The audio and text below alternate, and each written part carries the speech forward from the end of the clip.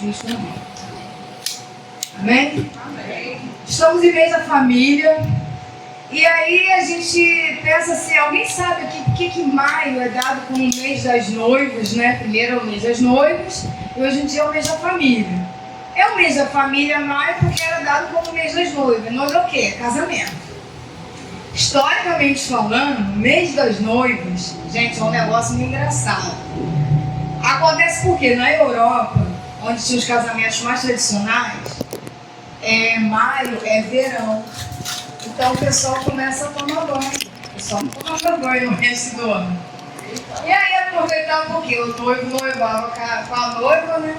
Vamos casar, não vai se vai tomar banho, minha filha. Senão, você pode imaginar, né? Vai ficar difícil, né? Crescer e multiplicar. Vamos tomar banho. Então eram os meses que as pessoas tomavam banho. E o mês de maio é assim, mais quente, as pessoas tomavam banho com força e vamos marcar o casamento, que a gente vai tomar banho. E é por isso que maio é o mês das noivas, né? Que saíam, as pessoas tomavam banho, saíam as melhores flores também, né? Então tudo isso acontecia. E aqui a gente falando do mês da família, e a gente tem um prazer muito grande, porque a gente sabe que é uma ordenança de Deus. Porque Deus constituiu a família. Deus ama a família. E a gente tem vivido tempos muito maus, tempos ruins. E a gente vai começar com a nossa leitura bíblica, né?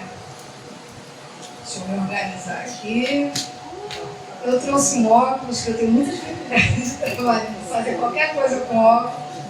Mas hoje eu vou partir do óculos. Mateus 7,24, para Adriana.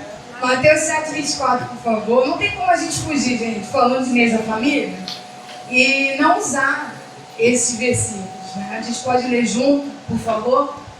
1, 2 e... Portanto, quem ouve as minhas palavras e as pratica é um homem prudente que constrói sua casa na rocha. Caiu a chuva, transbordaram os rios, sopraram os ventos, vieram contra aquela casa, mas ela não caiu, porque estava alicerçada na rocha. Glória a Deus, que assim seja nas nossas casas. Amém.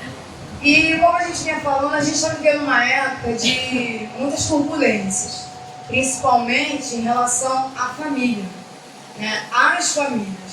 A gente tem sido muito atacado, a gente está numa época que existiam termos que a gente usava, não pode usar mais hoje, a gente pode ser preso, processado, e a gente faz parte de um projeto, né, que o inferno não se conforma, né? E muita gente está indo na onda do inferno inconformado com as famílias formadas, mas a gente tem que se lembrar todo dia que o dono do projeto não erra. Você faz parte de um projeto que o dono, quem arquitetou esse projeto, ele não erra, né? Para honra e glória do Senhor. E esses tempos difíceis vão fazendo os filhos acreditarem em coisas antes inimagináveis, né? Eu digo que quando eu era criança era inaceitável que eu fosse chegar na presença de um tio, de uma tia, do meu pai, da minha mãe, e não desse a bênção. Bênção pai, bênção mãe, dessa tia. Isso era inadmissível com uma criança. Hoje em dia, a criança já passa, não fala com ninguém, e todo mundo age como se fosse normal. Não é. Nós temos sim que honrar o nosso pai, nossa mãe, tio, tia. Hoje eu estava até conversando com o Renato, né, que... Falei, Renato, engraçado, eu estava pensando, né, que parente meu direto, eu só tenho uma tia viva. Eu não tenho mais ninguém. O Senhor já levou meu pai, levou minha mãe, minhas tias, tios, mas a gente está aqui para continuar também, né? Não pode ser isso que vai arrebentar com a gente. E partindo desse princípio de família, né, semana passada eu falaria diretamente para as mães, como, né, eu vim para hoje, e hoje o recado que a gente está trazendo é para toda a família. E aí eu dividi em tópicos. A gente vai falar primeiro, né, sobre o sacerdote da casa, o homem da casa, o chefe de família, que infelizmente esse mesmo mundo e essa cultura querendo entrar na igreja, querendo tirar a masculinidade dos homens dos seus lares, querendo tirar a hombridade de seus lares. Há 2 semanas atrás eu li uma manchete que o governo da China está proibindo todas as apresentações de K-pop. Quem não sabe o que é K-pop, é aquele grupo, aqueles chinesinhos, sul-coreanos, que fica lá dançando, chamado BTS. Eles estão proibindo, sabe por quê? Porque esses artistas são afeminados. Eles não querem pessoas afeminadas na mídia. Porque o governo está entendendo que a mídia tem um poder de influência na sociedade. E eles dizem que eles precisam, a China diz que precisa, de homens comprometidos e com hombridade. E que o Ocidente já está cheio disso, eles não precisam disso. Está lá uma matéria, você pode ir lá no Jornal Globo procurar essa matéria e te mostrar. E a gente aqui continuou, sem querer, às vezes embarcando numa cultura demoníaca. Quando a gente trata o nosso marido, para quem é casada, quando você trata o seu filho, não prepara o sacerdote do seu lar. A gente tem aqui, como um protótipo, a gente brinca, às vezes, fala que meu filho é levado, não tem manual. Todo mundo tem manual, gente. Manual tá aqui. Nosso manual de vida é esse aqui. Fé e prática.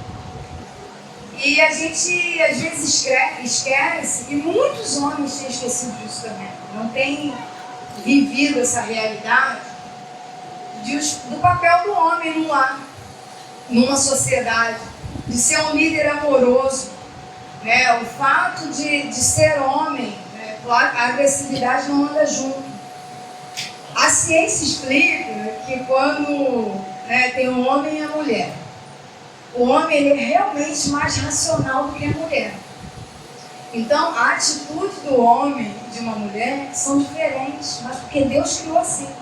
Então, o homem tem mais testosterona, ele é mais agitado, ele é mais, às vezes, mais nervoso, ele é mais ativo nas coisas. A mulher não. A mulher ela pensa mais, ela pondera mais. Eu e Renato, uma vez, a gente foi fazendo obra em casa, a gente foi numa loja para comprar alguns móveis, Aí a gente começou, porque a gente é mulher, a gente vê o bonito, A gente quer ver o móvel bonito. O que vai combinar com a minha copa, com a minha sala? Já o homem não. O homem vai lá, bota a mão, ele quer ver como é que é aquela madeira, quer ver se aquilo vai soltar, se não vai soltar. O homem é o cabeça da casa. E até nesse momento, isso faz total diferença.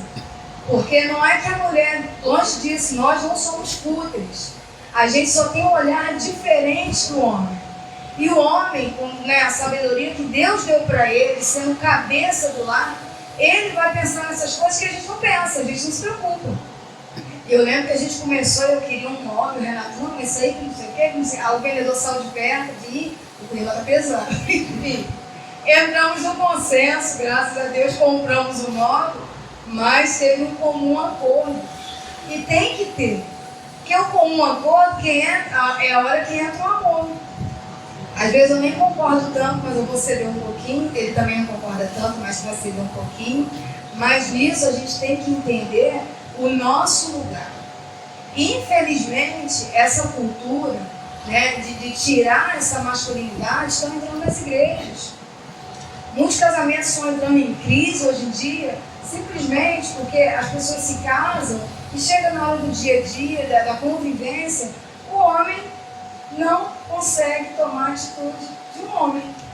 A gente vive uma sociedade com tantos casamentos destruídos, filhos com as vidas assim acabadas, dilaceradas, por conta de terem sido gerados por homens e mulheres que não pensaram, não geraram, ou melhor, só geraram, não criaram. Filhos com dramas aí para a vida toda, com muito tempo de terapia para viver. Vítimas de pais que não aprenderam ainda a viver como sacerdote do seu lar. E isso faz toda a diferença na vida. Eu conheço um casal de namorado que eu achava que eles iam casar. e terminou, o namoro terminou. E aí ele falou assim, a gente nunca brigou, meses de namoro, nunca brigou, ele nunca quis entrar num confronto com ela, nunca quis discutir nada. Isso não é que você é passivo, isso é que você não quer tomar para você uma responsabilidade. E tem responsabilidades que elas cabem ao homem, ao chefe do lar, né? Não tem como fugir. E a problemática maior que a gente tem vivido nos tempos de hoje, né, é exatamente essa, é quando os papéis querem se inverter. A gente começa a acreditar às vezes que a gente tem que resolver. E não é a gente mulher, né? Tem coisa que é pro seu marido resolver, e se você for resolver, provavelmente vai dar ruim. Bota uma obra na minha casa, se eu for resolver, gente, vai ser um desastre. Vai ter coisa bonita e cara, mas eu não vou saber resolver nada direito. Eu confesso. Sou incapaz por isso? Não. Porque essa não é minha. Não é minha área. Não é esse tipo de liderança que eu tenho que me preocupar em ter. Essa maturidade, você consegue adquirir ela, não estou dizendo que eu sou a dona da razão nem da maturidade, mas você começa a conseguir adquirir esse tipo de maturidade quando você busca na palavra de Deus. Porque Deus não te fez, né, mulher, para você ser capaz do seu marido. Não. Vocês estão juntos na mesma ação, a gente é submissa abaixo da mesma ação. Então você está junto, apoiadora. Né? Tem um problema, você vai ali junto com o seu marido. Ele é como, imagina uma situação de guerra, ele é o primeiro pelotão, ele é o primeiro que está lá no campo de batalha, ele está na frente. Você vai ali atrás, dando suporte. Isso é conceito de família. O que isso tem a ver com a igreja? Tudo. Uma casa mal governada, uma casa bagunçada, não tem como refletir numa igreja saudável. Como que eu venho para a igreja, como é que eu consigo louvar, adorar, trabalhar bem na igreja, se a minha casa está uma desordem só Jesus na vida, na misericórdia? E como? Né? Como um homem vai exercer um cargo aqui de liderança? Gente, isso é muito sério. Parece que é uma bobeira. Mas como o homem vai exercer aqui, né, um cargo de liderança, se ele não consegue ser líder dentro da casa dele? Eu já acompanhei histórias de casais que o homem tinha um cargo na igreja, mas quem idealizava tudo era a esposa. Ela que mandava e desmandava. Meu querido, você é capaz, o Senhor te capacita para isso. Amém. Né? Você está aqui para isso. E a sua esposa, ela pode te ajudar, obviamente, vai orar junto com você, vai caminhar junto com você, mas existem decisões que é você com Deus. Sabe aquele dia na vida, assim, que parece que dá tudo errado e você se olha assim, ó, sou eu e Deus, não tem mais ninguém comigo, não. É esse dia. São dessas decisões que a gente vem aqui falando. Porque a gente começa a ver que, né, em Efésios 5, 25, né? Todo mundo, a maioria das pessoas conhece, pode apresentar, por favor. A gente vê, fala com muita beleza, com muita poesia, né? Maridos, cada um de vocês deve amar a sua esposa, assim como Cristo se entregou, né, por ela, pela igreja. Como Cristo amou a igreja, o homem tem que amar a sua esposa. Poeticamente, gente, isso é lindo. Na prática, isso tem sido um desafio muito grande. Desafio esse que a gente está aqui, não existe, gente, militância, meus irmãos. Militância no Evangelho. A gente não está aqui para militar, tá? Não estou aqui para ficar levantando bandeira, nem brigar com ninguém por conta do Evangelho. Mas eu, como serva do Senhor, eu tenho a obrigação de testemunhar, principalmente dentro do meu lar, e trazer isso para a minha igreja ser saudável. Não tem como uma igreja estar firme na rocha com uma casa, né, que faz parte dela, desabando. Isso não existe, não tem como. Assim, na minha caminhada cristã, eu já vivi algumas situações de visitas em famílias, né, onde o casamento acabava. A gente ia lá para orar e às vezes eu saía da casa da pessoa pensando assim, só Jesus mesmo. Tem jeito? Não. Eu não consigo ter jeito. Mas Deus move, Deus transforma. Mas para isso, né, a gente lê isso aqui, maridos, ame sua esposa como Cristo amou a igreja, Isso é muito sério. Isso é um comprometimento que todos têm que ter. Isso é um desafio que você faz quando você escolhe alguém para casar, quem está aí para casar. Você primeiramente se compromete com Deus. E depois é com essa pessoa. E casamento não é aquela história, se não der certo a gente separa. Não é isso assim não, gente. Quando você ora ao Senhor, Deus te mostra aquela pessoa, é aquela pessoa que você vai amar, respeitar. Vai ter turbulência? Vai sim. Vou te falar, vai ter um monte de turbulência. Muitas. Mas o amor, né, está em Cristo, te sustenta. Claro que tem dias que dá vontade de enforcar, dá, mas com certeza a gente também tem vontade de enforcar, gente. Eu já pensei assim, pode ser uma pessoa tão fácil, gente, que isso? Não é nada brincadeira não, misericórdia. E aí, mas se eu for ser sincera mesmo, será que eu sou tão fácil assim? É tão fácil você conviver com uma pessoa que às vezes você fala, muita gente que fala isso, fala coisa comigo, parece que você está de deboche comigo o tempo todo. Deve ser horrível estar falando com alguém. Aí meu filho nasceu, e aí às vezes eu falo com meu filho, parece que ele está de deboche comigo o tempo todo. Que misericórdia. Estou me vendo aqui, será que é isso? Então esse tipo de coisa te faz enxergar. Não existe comunhão saudável na igreja se na sua casa não existe comunhão, não existe diálogo, né? Não existe uma parceria, não tem como. A gente fala aqui, o nosso pastor fala muito sobre isso, sobre o marido cooperar com a esposa, lavar uma louça. Querido, se você não sabe fazer comida, compra um pão, compra um queijo. Quando ela chegar do trabalho e ver lá que tem um pão, ela vai amar. Não precisa nem ter comida. Faz um suco, coopera com a sua esposa. Você não está deixando de ser homem porque está cooperando na sua casa. Você continua sendo sacerdote da sua casa, né? Mas isso é uma prova de amor. Às vezes a gente vive num mundo, né, o ideal, a gente acaba quase que embarcando que amor são palavras. A pessoa todo dia tem que pegar o WhatsApp, tem que pegar o telefone e te mandar, eu te amo, sou louco por você, não vivo sem você. Gente, palavras, tinha um ditado que a mãe usava e é verdade. Palavras o vento, ele leva. São as atitudes do dia a dia que vai mostrar se aquela pessoa realmente te ama, né? Que você vai começar a admirar, nossa, ele é um sacerdote na minha casa. Louvo a Deus pela vida do meu marido, né? Porque o Senhor está orientando e ele está indo bem, né? E também não é pecado você orar e chegar, marido, isso aqui não está legal. Vamos mudar um pouquinho a rota. Você não acha que assim é melhor? Porque isso reflete na igreja.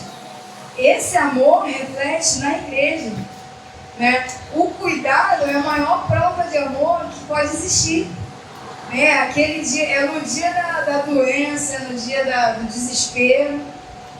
Eu confesso particularmente que uma das maiores provas de amor que o meu marido teve por mim, foi com muitos anos de casado, quando a minha mãe estava internada. Não tenho medo de falar isso. A maior prova de amor foi um dia que eu tinha que assumir o plantão lá no hospital. Ele falou, não, fica em casa. Eu estou indo ficar com a tua mãe para você.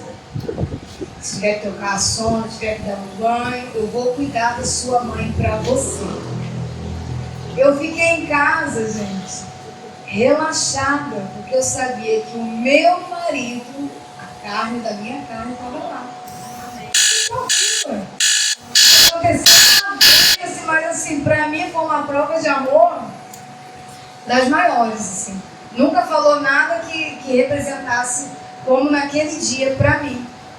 E se eu perguntar aqui para cada casal, vão ter suas histórias, os seus momentos, né? E aí vem o papel da mulher, né? Esse é o papel do homem, sacerdote da casa. Então, por favor, clamem ao Senhor, tenham coragem, assumam o papel que é dado por Deus para vocês. Assumam a sua casa. Jovens, né? Eu sempre falo isso na minha casa, mas serve para todos os meus alunos. Busquem em Deus, tenham hombridade. Vocês estão sendo preparados para casar, serem homens de Deus, exercerem várias funções da igreja. Se vocês tiverem hombridade, liderança de homens, sacerdotes, com certeza as coisas vão ficar bem mais fáceis para vocês. E aí tem o papel das mulheres, né? A tolerância por amor. Porque hoje em dia, a mulher que ela é mais tolerante, que ela busca tolerar mais, assim, suportar mais as coisas, a sociedade trata ela como trouxa. É frouxa, é trouxa, é uma mulher boba. E à luz da Bíblia não é isso. Eu queria ler um texto, que eu amo esse texto, que eu acho que você não conseguir viajar junto comigo. Mateus 15, 21, do 21 ao 28. Eu acho que até foi o irmão, não lembro se foi o irmão que leu esse texto aqui. Quando eu fui convidado, eu falei, gente, Senhor, para de mandar meu texto para os outros. Deixa só para mim. O pastor quinta-feira falando umas coisas, na outra quinta-feira, Senhor, para com o nosso pastor. Manda ele falar de outras coisas. Está copiando a minha mensagem. Eu vou ler ele todo, gente, ele é demais. Depois que saiu daquele lugar, Jesus retirou-se para a região de Tiro e Sidom. Uma mulher cananeia, natural dali, veio a ele gritando, Senhor, filho de Davi, tem misericórdia de mim. Minha filha está endemoniada, sofrendo muito. Jesus, porém, não lhe respondeu nenhuma palavra. Então seus discípulos se aproximaram dele, Jesus pediu, Senhor, manda essa mulher embora. Está gritando atrás da gente aqui, ó. Calma. E respondeu, não fui eu enviado, senão as ovelhas perdidas do povo de Israel. A mulher veio, adorou de joelho e disse, Senhor, ajuda-me. Ele respondeu, não é certo tirar o pão dos filhos e lançá-lo aos cachorrinhos? Ela, porém, disse, Senhor, Senhor, mas até os cachorrinhos comem das migalhas que caem da mesa dos seus donos. Jesus respondeu, mulher, grande é a sua fé. Seja feita conforme você deseja. Naquele mesmo dia, sua filha foi curada. O que isso tem a ver com suportar? Gente, quantas vezes nós mulheres, parece que esse é um papel só nosso, né? A gente engole seco para ter uma situação de paz. Não é verdade? Quantas vezes você até sabe que você está com a razão. Mas qual o valor da razão? Quanto vale você ter razão? O que é melhor, ter razão ou ter a paz? A paz no seu ambiente, na sua casa. E isso se reflete na nossa vida toda. E a gente vê cada vez mais, né, isso dentro de uma cultura diabólica, tá? Ah, eu não levo não, eu falo mesmo, eu sou sincera. Eu vou falar mesmo. Você não quer ouvir? O problema é seu, vai ter que ouvir. Mulheres querendo se colocar em papéis dos homens, nos papéis dos homens. Gente, por conta disso, as mulheres estão infartando mais, tá? O número de mulheres infartando está só subindo. O número de mulheres alcoólatras está só aumentando. O número de mulheres que estão tendo AVC está correndo a passos largos. Porque elas querem tomar para elas uma atitude, uma posição masculina dos homens. E você não está aqui, minha irmã, nem isso é para mim também. Não é para embate. A gente não está aqui para falar o que a gente quer. Né? Eu falo muito isso na classe com meus alunos. Você é livre para falar o que você quer? Não, não é. Você é templo do Espírito Santo de Deus. Você tem que ter o domínio próprio. Você não pode sair chegando e falando o que vem na sua cabeça. Não. Ah, estou na minha casa. Se eu não puder fazer isso na minha casa, não, você não pode. Porque Deus não dá limite para o seu testemunho. Ó, meu irmão, você vai ter testemunho na igreja e no trabalho, tá? Em casa solta as feras. Não. Ah, não tenho pavio. Eu sou pavio curto. Querido, querida, vai orar. Senhor, aumenta meu pavio. Me dá uma passividade que eu nunca imaginei. Me dá a paz que excede a todo entendimento. Ano passado, o meu filho passou muito mal. E aí a gente teve que socorrer ele, né? Levamos para o Rocha Faria, porque o plano dele não tinha emergência, era só ambulatorial. E aí pensa num dia que parece que você escolheu para engolir sapo. Você começa a engolir o sapo, você chega com o seu filho doente, você quer que ele seja logo atendido. E aí, espera ali, mãezinha, leva ele ali, bota a pulseirinha nele. Tá a criança passando mal, tu engole o sapo, primeiro sapo. Ai, tá passando mal, a febre está aumentando. Mãezinha, espera, mãezinha. Todo mundo aqui é emergência. E foi assim, gente, 24 horas. Ó, vamos ter que internar. Aí eu, na minha fé ou loucura, não, vai levar agora para uma enfermaria de adolescentes. Vai para um lugar de adolescente agora. Gente, e Deus vai te testando, né? Deus colocou meu filho internado na mesma sala que eu perdi a minha mãe. Mesmo lugar. Eu falei, Senhor, o que o Senhor quer tratar comigo? Quer acabar de me arrebentar? Vi minha mãe morrer aqui, mas meu filho está aqui. E estava mal, tá, gente? Mas engoliu o sapo. Ah, tem que fazer uma sorologia. Eu engoli tudo que é sapo, porque eu queria que ele fizesse, eu queria que ele fosse retratado. Então era do meu interesse engolir. E muitas vezes a gente, quando é do nosso interesse, a gente engole. Nós mulheres engolimos. Mas às vezes a gente também quer ficar igual uma fera. Existem maridos que não têm coragem de certos diálogos dentro de casa porque eles têm medo da reação da esposa. Isso não cabe num lar cristão. Ainda que você tenha que orar para falar com o seu marido, ore e fala. E quando você for ouvir, clama a Deus, para Deus te dar uma paz que excede todo entendimento. Porque, como a gente estava falando aqui, às vezes dá vontade de focar, claro que dá. A vontade assim, ó. Que nunca. Mas Deus está aqui para ponderar, para colocar na gente essa paz, esse amor, que para o mundo é absurdo. Eu comecei a trabalhar fora, todo mundo que sabe, tem gente que já falou assim para mim, tu faz comida? Tu faz comida em casa? Faço. Ah, tu é louca. É ruim, morre todo mundo de fome. Não, meu marido não sabe cozinhar não. Ah, minha filha, vai morrer de fome. Como é que meu marido vai ver em mim, meu filho vai ver em mim uma mulher de Deus que fala do amor de Deus, se eu não consigo separar um tempo para cuidar deles? Porque cuidado. Quando você faz uma comida com uma pessoa, você está demonstrando um amor tão grande que você está preparando, é um alimento para aquela pessoa. É prazer que você tem de fazer aquilo para aquela pessoa. É testemunho. É você sair de casa para trabalhar e ter certeza que a sua mulher está em casa, se ela estiver em casa, está orando. É quando seu marido está numa tribulação no trabalho dele, liga para você, meu amor, ora por mim, está acontecendo alguma coisa aqui, vamos orar, por favor. E a gente ora. Então, o mundo vai te taxar mesmo, tá? A gente está na contramão do mundo, tá? Só para te avisar. A gente está na contramão de tudo que está acontecendo aqui. Mas o mundo ele vai te taxar como trouxa. A mulher, a serva do Senhor, que segue a Bíblia, para o mundo ela não presta. Essa mulher é trouxa.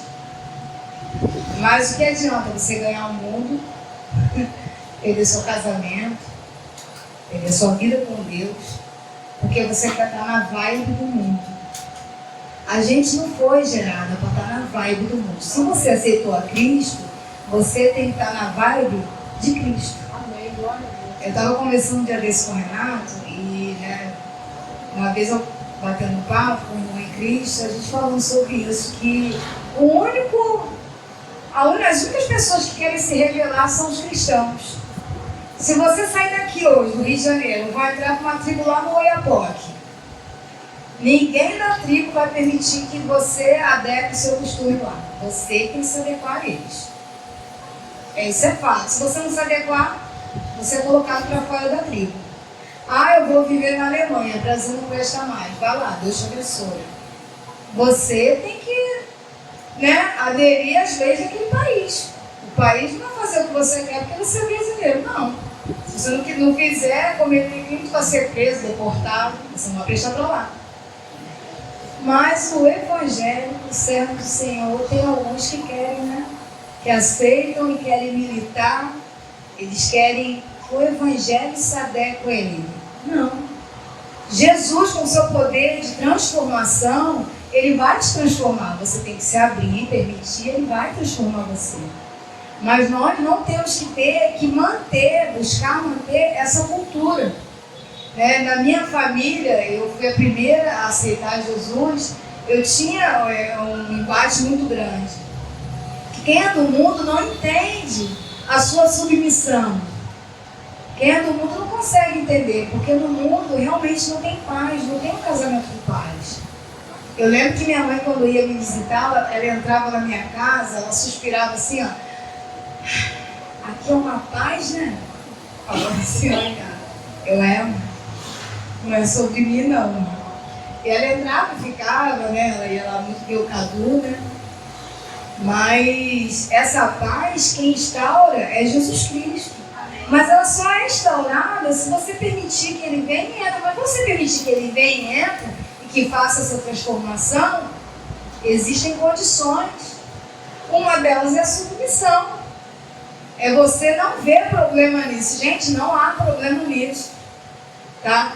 Claro que a gente viu há pouco tempo aquela pastora Helena Raquel, e aquilo é muito verdade, tá? Se a pessoa vive num lar violento, nosso pastor também de vez em quando fala isso, gente, se tem violência, vai lá na delegacia e fala só, né? Se você achar que está perigoso, sai de casa. É isso mesmo.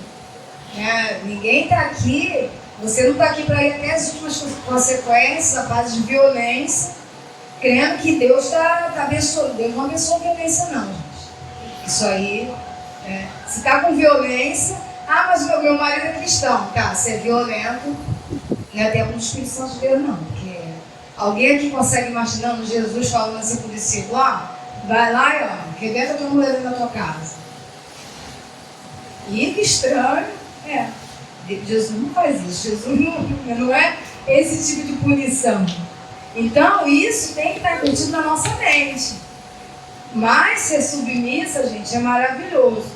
E não ter o peso de algumas responsabilidades é mais maravilhoso ainda. Quando você tem um marido que administra bem a sua casa, né, que age como um sacerdote, gente, isso não tem preço. Você não está nem aí, o salário dele vai cair, a sua luz vai estar paga, a sua água vai estar paga, a sua conta vai estar feita, o colégio do seu filho vai estar quitado. Né? Mas isso é fútil. Não é. Porque tem pessoas que vivem crise no casamento porque eles não conseguem conciliar isso. Eu vi uma moça falando um BRT com a outra que ela ia separar porque o marido dela não trocava lâmpada, tinha medo de tomar choque. Gente, isso é no mínimo ridículo, mas isso é muito real. Existem casamentos acabando por razões as mais tolas possível. E aí eu tenho que dizer para vocês, né, mulheres, que a comunicação, né, com a pessoa certa é fundamental. Quem é a pessoa certa na comunicação do teu casamento? Deus. Tem gente que entra em crise no casamento, primeiro ela vai falar com a manicure, com a menina do salão, vai falar com a vizinha, vai falar com aquela outra colega que vive uma turbulência também no casamento dela, e usa Deus como último recurso. A probabilidade de dar muito errado é muito grande. Eu já conheci casamentos que estavam por um fio, e a melhor amiga falava assim para o outro, separa, você tem que ser feliz. Tudo crente, tá? Vai ser feliz, você tem que ser feliz. Gente, nosso papel aqui não é esse. Se a gente serve um Deus que abriu o mar, Ele não vai restituir o casamento? Né? Deus que ressuscita a morte, não restitui o casamento?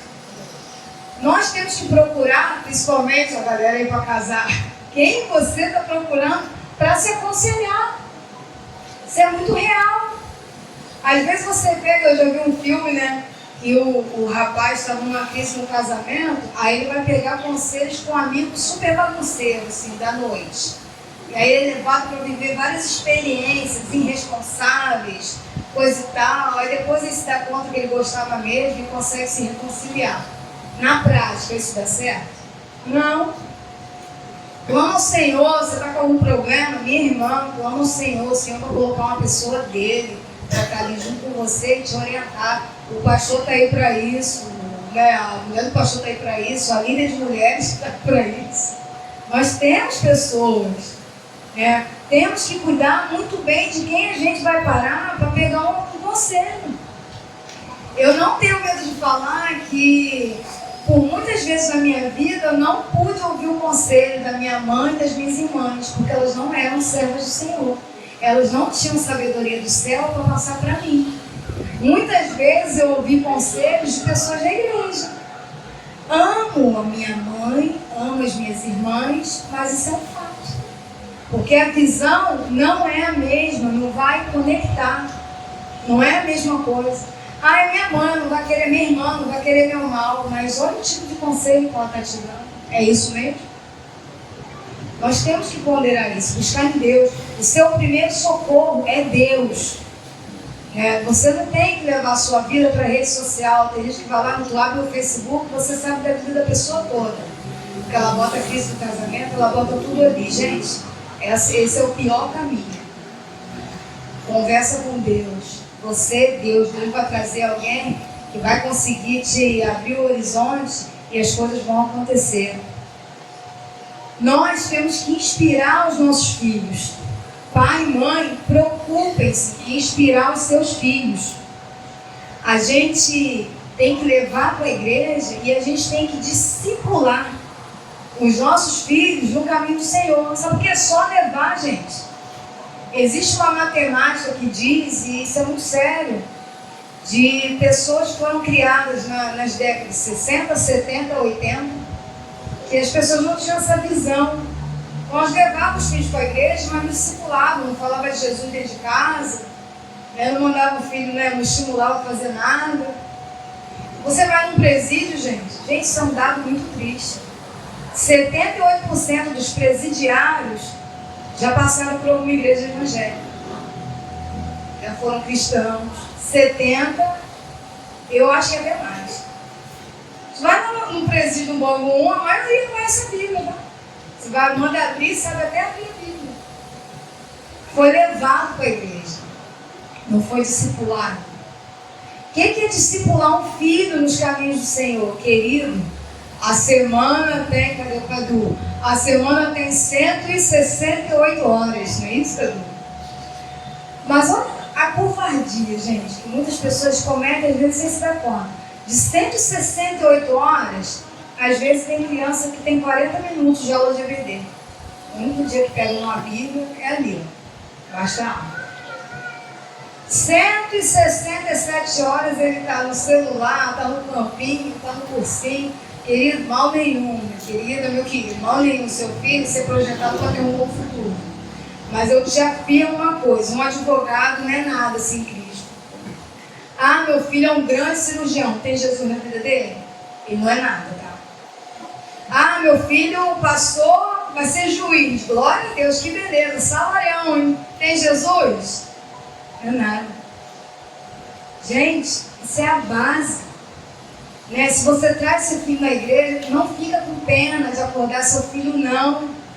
O diabo, ele odeia você, seu marido, teu filho, tua filha, a mim. Ele não brinca de ser diabo, não. A gente fica com pena, não vou acordar não. Poxa, levanta cedo a semana toda. Domingo vai levantar cedo. O inferno está lá de braço aberto. Sabe por quê, gente? Vou dar um exemplo muito simples. Eu brinco muito com meus adolescentes aqui. Marca um passeio. 6 horas da manhã, tem gente aqui 5h30, adolescente que eu tô falando, tá, gente? Gente, vamos fazer um luau. Uhul! Vai todo mundo pro luau, passa a noite toda lá no luau. Vamos fazer uma vigília, 2 horas da manhã já tá morrendo, caindo todos vão pra igreja. É engraçado, né? Mas é assim. O inferno, ele tá cheio de artimanha. Eu lembro quando o Cadu era pequena, a Sandra, ela foi professora do Cadu há muito tempo. E às vezes a Sandra via o Cadu chegar e falava, mãe, tia Sondra. Ele falava assim, falou isso. Eu falava, é isso mesmo, Cadu. Mãe, tia Sandra falou que se a gente não seguir, vai pro inferno. Vai mesmo. Uma vez, o Cadu bem pequenininho, a Sandra falou de carnaval na classinha. E aí o Renato, parece que era o Renato, estava subindo com o Cadu na rua, e um vizinho, vamos lá brincar carnaval, tá chegando o carnaval. Aí o Cadu gritou assim, não, carnaval é festa da carne. Falou pro vizinho. No mínimo o vizinho achou que a gente é maluco e fanático. Gente, se você não criar seu filho dentro desses preceitos, a possibilidade dele desviar na adolescência, na juventude é muito grande. Porque as oportunidades, os convites são muitos. Ontem o Cadu veio para cá 2 da tarde, né? 10 da manhã para poder ensaiar, né? E aí foi para casa, almoçou, né? E ficou numa agitação no celular. Eu acho que era com o Carol que estava falando, depois com o Gabriel, com não sei quem, 6 horas, né, 5 e pouco tomando banho para voltar. Glória a Deus. Deixa o seu filho passar o dia na igreja. Ah, a gente vai tomar um sorvete, muitos adolescentes. Glória a Deus, deixa ele tomar um sorvete para sair na igreja. Né? A brasa, longe do braseiro, ela esfria e ela apaga. Deixa o teu filho crescer, estimula o teu filho a crescer na igreja. Né? Não poupe, gente, estou falando assim, é investimento, não poupa esforço para levar teu filho para a igreja. Estou cansada, está chovendo, gente, guarda-chuva a gente leva para a escola. Estou cansada, é aniversário do priminho, a gente vai. A igreja, gente, é um ponto fundamental na vida dos nossos filhos. E se você não criar ele com esse senso de responsabilidade, criando assim, você já esquenta bem a tua cabeça. Tá? Mas se você não criar ele com esse senso de responsabilidade, quando ele crescer, gente, é igual folha seca. Você pega uma folha seca e assopra, ela vai embora. Pega a folha de babosa, cheia, assopra uma folha de babosa, ela não sai nem do lugar. Por quê? Biologicamente falando, tem um conteúdo. Se você coloca conteúdo no seu filho, ele vai sofrer tentações, mas ele vai lembrar, como a gente falou hoje, que Deus é amor, mas Deus é fogo consumidor. Ele vai lembrar disso. E a gente tem que curtir isso com nossos filhos. Você pararam para pensar? Eu penso muito nisso, tá? Se eu morrer hoje, glória a Deus, vou estar, não sei se eu vou estar cantando, se Deus vai me querer no coral, mas vou estar lá, feliz da vida. Né? Mas como é que vai ser a vida do Carlos Eduardo? A vida espiritual, eu estou falando. A vida material vai seguir, gente. A vida espiritual. Nós temos que nos preocupar. Ah, cresceu. Gente, é teu filho, você gerou, é uma herança do Senhor, é para sempre, é seu. A vida espiritual do seu filho se reflete a você com certeza. E a vida espiritual saudável do seu filho se reflete a você e reflete muito bem na igreja, porque vai gerando fruto. A gente está aqui hoje com o tempo contado, daqui a pouco são eles. O meu, os seus filhos. Daqui a pouquinho, ontem já estavam aqui tocando, cantando. Daqui a pouco, também não sabe mais não, a coluna já não deixa, vai bater muito da coluna. Já tem outra pessoa ali, aqui, e vai indo, gente. Porque a obra de Deus é itinerante, ela não para. Mas ela depende da nossa, depende não, né? Nós dependemos dessa dedicação para manter a nossa família aos pés do Senhor. E aí, meus filhos, eita, qual o dever do filho? Tia Cecília, qual o meu dever na minha casa? Eu devo farmar a aura? Farmar a aura é ficar bem, tá? Na foto, gente. Quer dizer, farmar a aura quer dizer isso. Quando você tira uma foto, fica bem na foto. Queridos, quando a gente fala de obediência, parece uma coisa sempre repetitiva. Né? Ah, minha mãe só manda ser obediente, quer que eu faça tudo na hora. Gente, quando vocês forem pais e mães, vocês não sabem o que é isso. Mandar o filho fazer um negócio, o filho querer fazer 3 horas depois, né?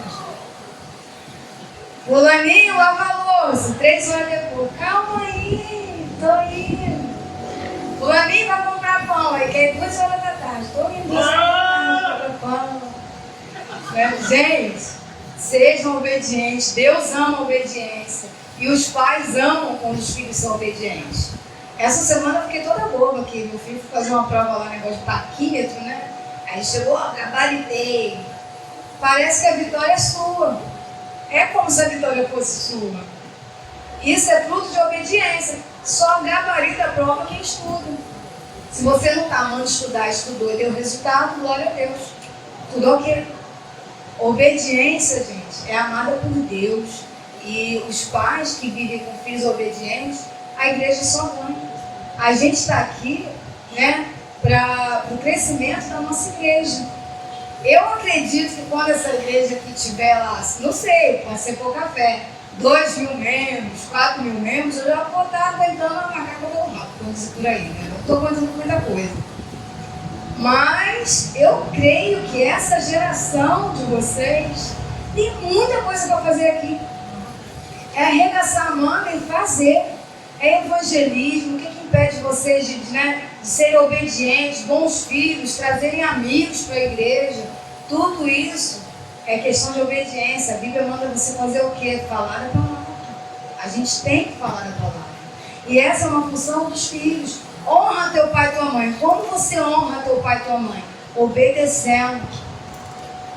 A obediência é quase um fundamento na idade de vocês. É quase primordial na idade de vocês.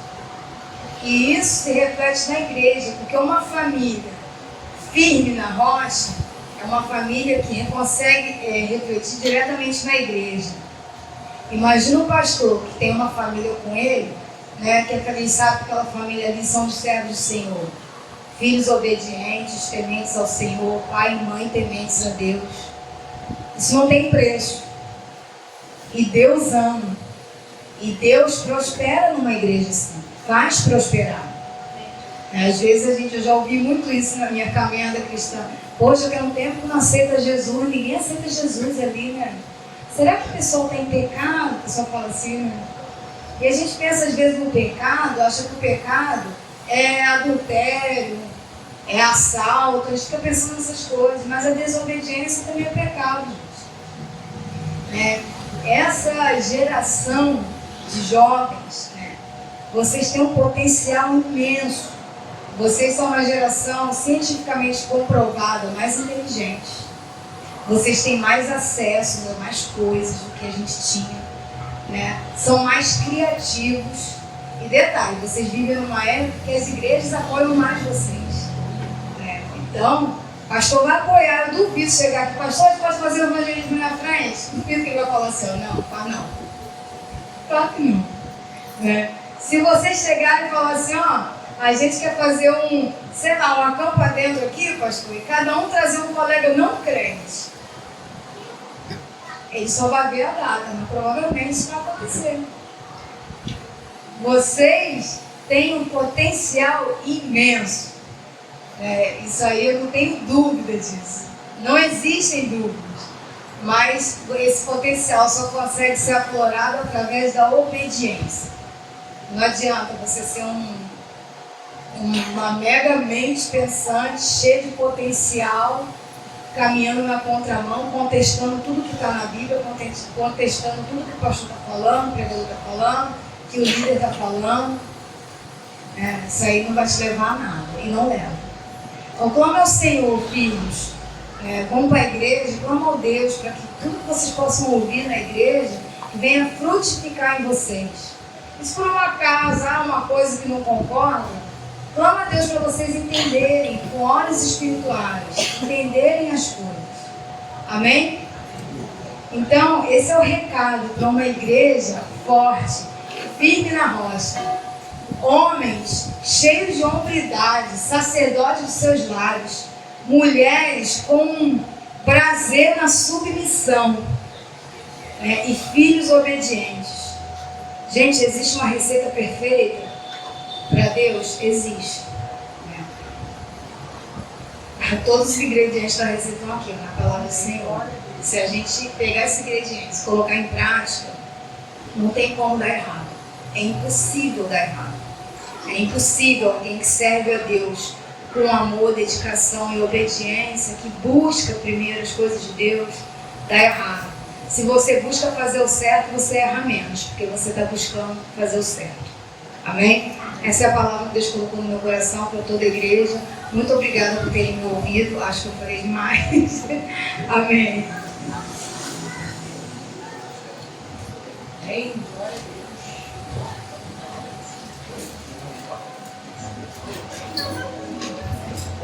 Amém? Amém. Glória a Deus, né? Então, homens, vocês que não sabem trocar uma lâmpada, trocar uma tomada, a gente está em obra. Vem que a gente ensina. Amém? E vocês estão rindo, mulher? Vocês podem tanto vir quanto ensinar. Isso serve para os meninos também. Você não sabe trocar uma tomada? Mas quer ser um sacerdote da sua casa um dia? Amém? Vem para ajudar na obra. Você vai aprender a trocar, fazer um traço, limpar um balde. Não é verdade? Não é? Aí, Gabriel, é isso. Ah, mas e as meninas? Vocês, mulheres, vocês podem fazer um bolo e trazer. Pode fazer um pão com manteiga. A gente come pão com manteiga, a gente não quer luxo não. Ah, um suquinho, pode trazer. E você pode ensinar a sua filha também a trazer. Porque quando o seu marido estiver trabalhando em casa, como sacerdote, cuidando, trocando a lâmpada, fazendo uma obra, você leva um suquinho, um bolinho. Não é assim? Amém? Amém. Glória a Deus. Cecília, que Deus continue te abençoando. A gente vai acelerar um pouquinho, nós vamos orar e terminar louvando, porque hoje é dia de almoço. Queria convidar a igreja a se colocar de pé.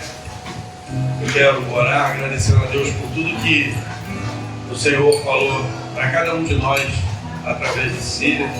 Possamos botar em prática, possamos viver esse sacerdócio, possamos viver essa submissão, possamos viver como uma grande família firmada na rocha. Mas eu também quero colocar o Ministério de Homens, as irmãs que estão ajudando lá no almoço, agradecer a Deus por essa bênção, né? Por mais essa provisão para a casa do Senhor. Oremos. Grandioso Deus, Pai amado, Pai bendito, louvado seja o Teu nome, Pai. Te agradecemos pela EBD, por cada professor, por cada aluno, Senhor.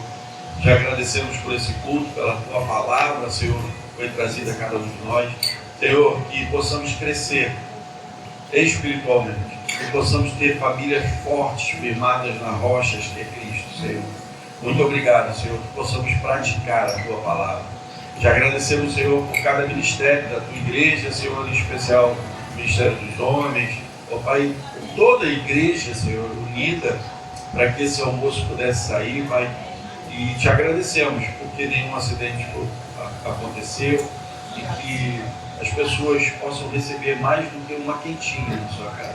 Que elas possam abrir e contemplar, Senhor, o Teu amor sobre a vida da Tua igreja. Porque tudo ali foi doado, Senhor, pela Tua igreja, feito com muito amor, com muito carinho, com muita dedicação. Porque o Senhor nos abençoou primeiro e pudemos fazer parte dessa obra, Senhor. Pai, e que cada família possa ser abençoada com essas quentinhas. Assim como nós fomos abençoados com a Tua palavra hoje, eles possam sentir, ó Pai, muito carinho, muita unção, Pai querido, através desse alimento. Muito obrigado, Pai. Te oramos agradecidos, que possamos voltar para os nossos lares, guardados e protegidos, e que logo mais possamos estar reunidos aqui na Tua casa, para Te adorar e bendizer o Teu nome, e continuar na Tua presença, Senhor, porque a Tua presença nos basta, Senhor. Muito obrigado por tudo. Te oramos agradecidos, em nome de Jesus. Amém. Vamos louvar?